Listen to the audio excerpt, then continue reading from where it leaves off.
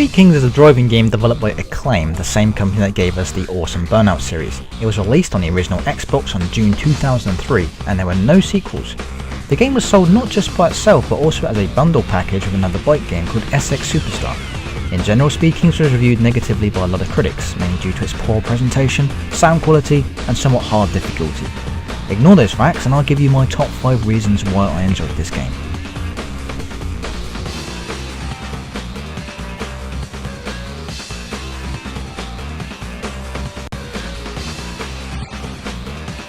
The difficulty. There's one thing I've always wanted in racing games, and that's a decent difficulty. But not one that cheats too much like Need for Speed Underground or Mario Kart 64.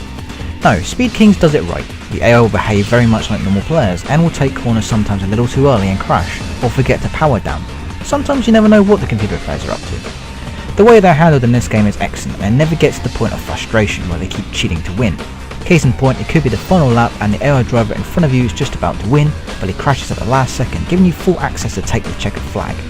It's moments like this that make you hold your breath while racing, and very few games do that.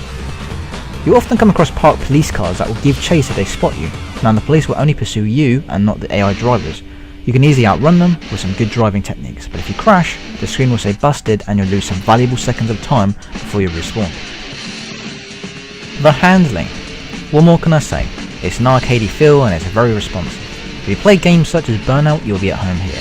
Controls are very simple. You have your accelerator, your brake, e-brake, slide and boost. The stunts can be achieved by either pulling back on the control stick for a wheelie or pressing a button combination for a stunt. Different bikes will all react differently, and each bike will show the handling and speed statistics before you choose them. These clever techniques makes the motorbikes for Burnout Paradise feel a bit bare bones. The hazards.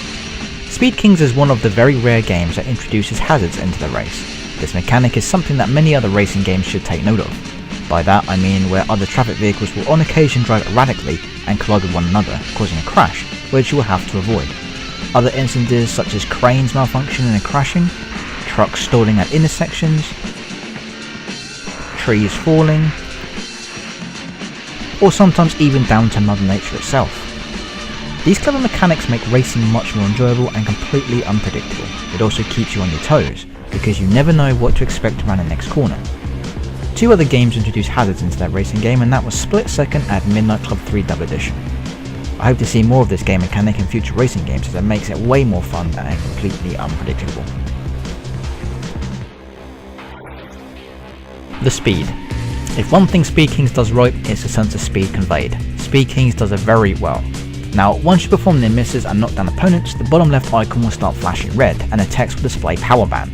This will give you the option to boost, and when it's used, see the whole screen blur and trail, giving you the impression that you're going way too faster than you should be. The sense of speed in Speed Kings is excellent, and often at times you need lightning reflexes to avoid hazards in this tough game. Unfortunately, none of the AI players will use boost, so you can quickly fly past the competition on straightaways, providing you can see where you're going. The challenges. Each race you attempt gives you 3 sets of challenges to complete. These range from speeding past stop cameras, knocking down a certain number of opponents, or performing various stunts. Some of the more challenging ones, such as not crashing at all with the entire race, prove to be extremely tough. Now the reason why I think this is more fun than most standard racing games is because you have to think logically when and where to do these challenges. Obviously racing at breakneck speeds the wrong way around the street isn't the best solution. So these challenges break up the simple race formula. And the more you do these challenges, the more great rewards you get. New bikes, new courses, and new character customization features. What's more, every bike you collect gives you detailed statistics and analysis for die-hard motorbike fans out there.